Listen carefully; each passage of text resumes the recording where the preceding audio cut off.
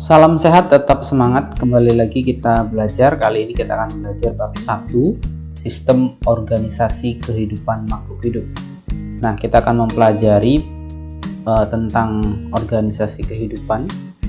Kita akan fokus mempelajari sel untuk pertemuan kali ini. Nah, jangan lupa sebelum melanjutkan belajar, kalian like ya dan subscribe sebagai dukungan untuk terus bersemangat untuk membuat konten-konten berikutnya. Nah, di sini ada beberapa gambar makhluk hidup. Jadi dari gambar kita dapat melihat bahwa tubuh makhluk hidup itu tersusun dari organisasi yang sangat rumit ya. Organisme itu tersusun dari sel, kemudian sekumpulan sel yang berkembang membentuk jaringan. Nah, jaringan kemudian akan membentuk organ. Nah, sekumpulan dari organ itu akan membentuk sistem organ dan pada akhirnya membentuk organisme. Kalau kita buat skema ya, sel ya, kumpulan sel disebut jaringan. Jadi jaringan itu membentuk organ, sekumpulan organ membentuk sistem organ, dan sistem organ membentuk organisme. Nah, kita lihat yang akan kita pelajari tentang sel. Nah, sel itu pertama kali diamati oleh Robert Hooke 1665. Nah, pertama kali itu mengamati sel gabus pada tumbuhan. Selanjutnya Matthias dan Thomas 1839 menyimpulkan bahwa sel itu merupakan unit terkecil ya, unit terkecil dari makhluk hidup. Nah, setiap sel itu terdiri dari cairan yang disebut sitoplasma. Ada cairan disebut sitoplasma, ada membran serta inti nukleus ya, atau bahan inti. Ini contoh ya atau gambaran dari sel yang ada di makhluk hidup. Nah, berdasarkan ada tidaknya membran yang melindungi inti atau melindungi nukleus, sel dibagi menjadi yang pertama sel prokariot. Ini adalah sel yang tidak memiliki membran nukleus ya, tidak memiliki membran nukleus, misalnya bakteri dan alga biru. Yang B, eukariot, ini merupakan sel yang nukleusnya bermembran atau mempunyai membran inti, misalnya hewan dan tumbuhan. Nah, baik prokariot maupun eukariot ukurannya sangat kecil sekali ya, 4-20 mikrometer. Nah, ini gambar dari sel prokariotik dan gambar dari sel eukariotik ya. Nah, di sini kita lihat bahwa di sel prokariotik itu tidak terdapat membran inti atau membran nukleus ya. Yang ada hanya membran sel di sini ya. Oke, selanjutnya kita lihat sel eukariotik.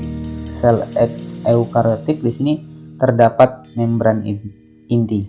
Nah, itu kalau sel dibedakan berdasarkan membran yang melindungi nukleus. Jadi ada yang tidak mempunyai membran inti dan ada yang mempunyai membran inti.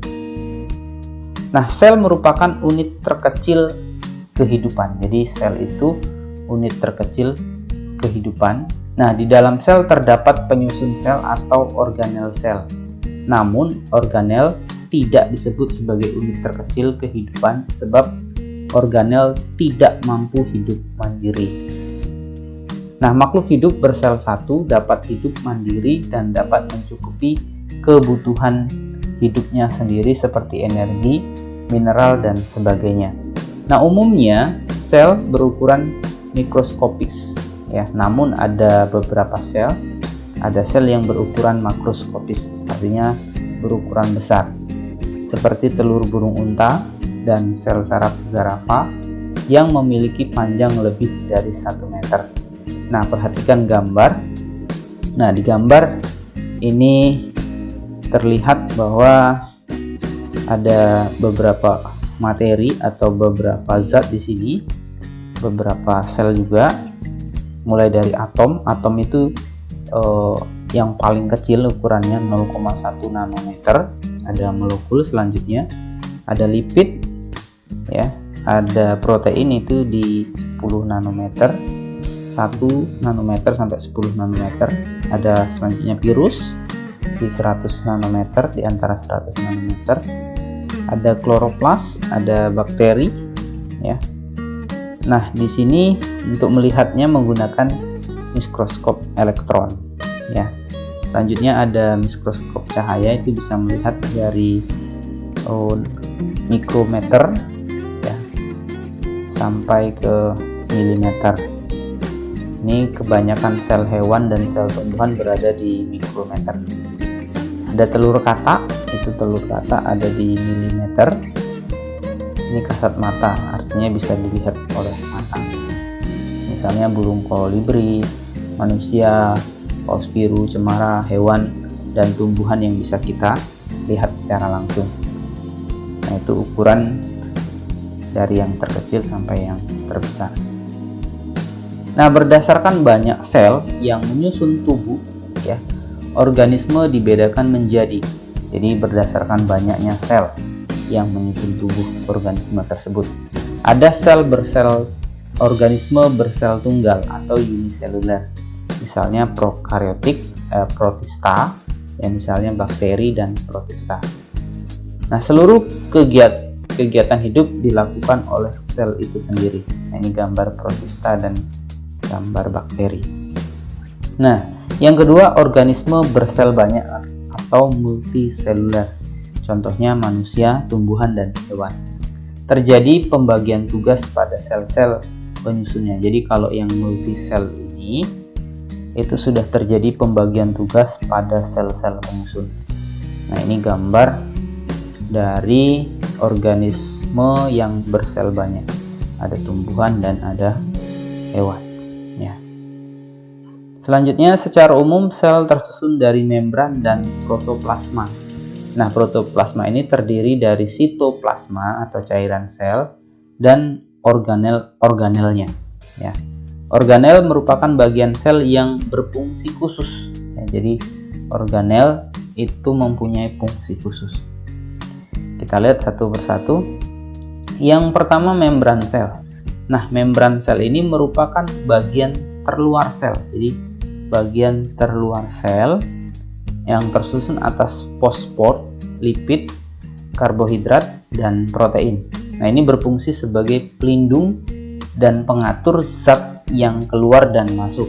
Sifatnya itu bersifat semi permeable ya, artinya hanya dapat dilewati oleh zat tertentu saja, misalnya air, oksigen, ion, dan lain-lain yang bisa melewati membran sel ini.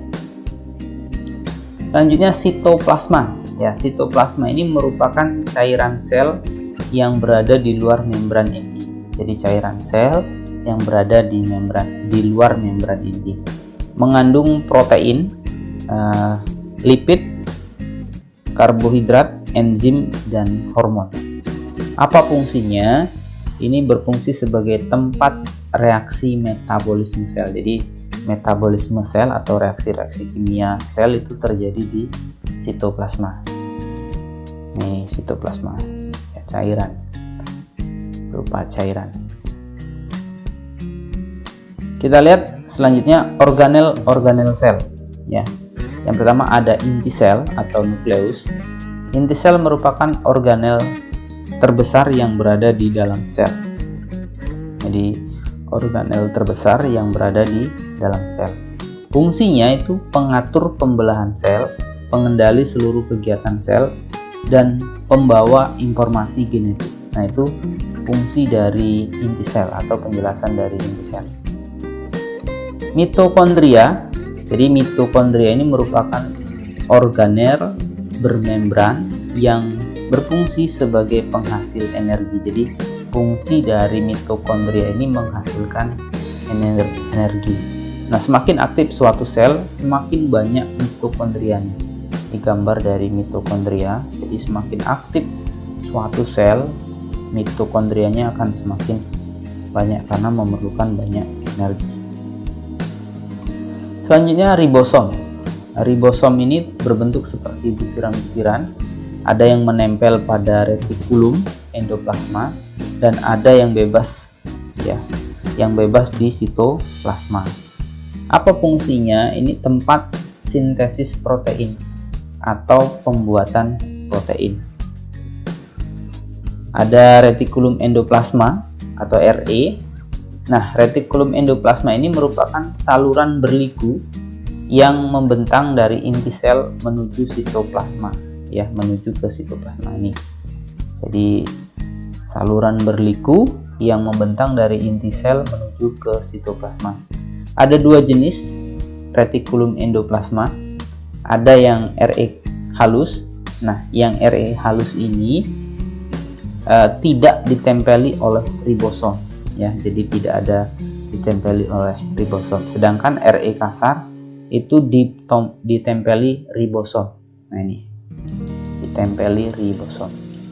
Berperan dalam membuat dan menyalurkan bahan-bahan yang dibutuhkan oleh organel sel. Jadi ini perannya membuat dan menyalurkan bahan-bahan yang dibutuhkan oleh organel sel. Selanjutnya badan Golgi. Nah, badan Golgi ini adalah kumpulan kantung yang bertumpuk, ya. Apa perannya? Perannya itu memodifikasi bahan-bahan yang dihasilkan oleh retikulum endoplasma tadi dan mendistribusikannya ke organel. Ini berperan memodifikasi bahan-bahan yang dihasilkan oleh retikulum endoplasma dan mendistribusikannya. Lisosom. Nah, lisosom ini merupakan organel berbentuk kantung yang berisi enzim pencernaan. Fungsinya untuk mencerna zat sisa makanan atau zat asing. Jika pecah maka akan mematikan sel. Nah, ini hanya terdapat di sel hewan. Nah, mengandung enzim yang dapat memecahkan polisakarida, lipid, fosfolipid, asam nukleat, dan protein. Nah, itu penjelasan tentang lisosom. Selanjutnya sentriol. Ini berperan dalam pembelahan sel, ya. Jadi berperan dalam pembelahan sel hanya ada pada sel hewan, ya. Jadi ini hanya terdapat pada sel hewan. Berfungsi mengatur arah gerak. Jadi mengatur arah gerak kromosom pada saat pembelahan sel. Jadi ini mengatur arah gerak kromosom pada saat pembelahan sel. Vakuola. Nah, vakuola ini berarti ruangan sel, ya. Nah, pada tumbuhan yang sudah tua, vakuola berukuran besar dan berisi cadangan makanan. Jadi tempat menyimpan cadangan makanan. Pada hewan itu vakuola berukuran kecil, dan pada protozoa vakuola dibagi menjadi dua, yaitu vakuola makanan, ini fungsinya mencerna makanan, dan vakuola kontraktil, ini mengeluarkan zat sisa dan mengatur keseimbangan air dalam sel. Selanjutnya plastida, ini hanya terdapat pada tumbuhan. Gambar plastida mengandung pigmen tertentu, ya. Ada beberapa pigmen, misalnya kloroplas itu hijau, mengandung klorofil untuk fotosintesis.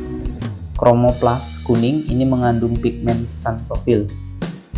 Selanjutnya leukoplas ini berfungsi sebagai tempat cadangan makanan. Nah, itu tentang plastida. Selanjutnya dinding sel. Nah, dinding sel ini melindungi membran sel. Jadi melindungi membran sel tumbuhan serta menjaga bentuk sel tumbuhan agar tetap rigid atau kaku. Nah, ini dinding sel. Jadi ini dinding sel ini hanya terdapat pada sel tumbuhan. Nah, kita lihat secara umum, ya, perbedaan sel hewan dengan sel tumbuhan, ya. Kita lihat di sini ada organel selnya, ada fungsi selnya, ada hewan atau tumbuhan. Nukleus ini fungsinya untuk reproduksi atau mengatur